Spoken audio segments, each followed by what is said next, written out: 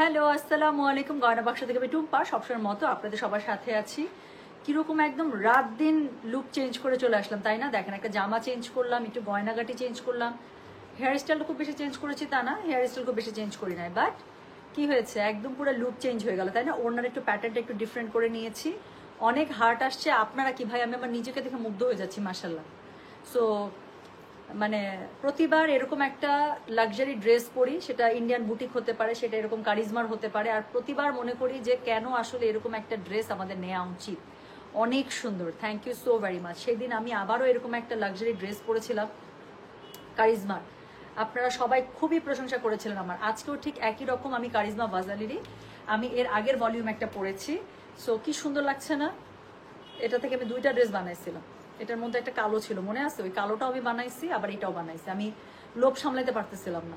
এই এই এই ক্যাটালগটার মধ্যে তিনটা ছিল, যেটা আমি রিস্টক করেছিলাম, মানে কি বলে, বাল্কে অর্ডার করেছিলাম, কাস্টমাইজ অর্ডার ছিল আমার।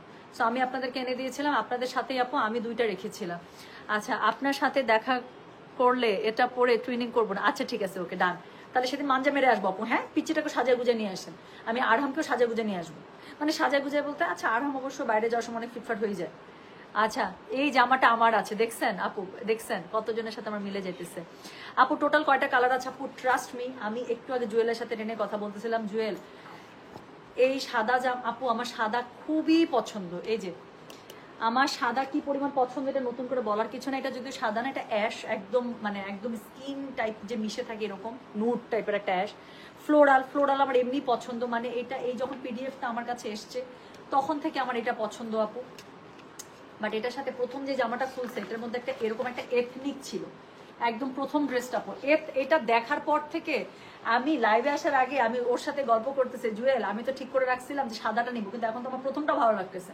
এখন কি করবো আপু, এটার মধ্যে অনেক সুন্দর সুন্দর জামা আছে। আরেকটা আছে একদম লাস্টে ভাইব্রেন্ট, ওটাও আমার কাছে খুবই। আপু এটার মধ্যে 8টা কালার, ট্রাস্ট মি।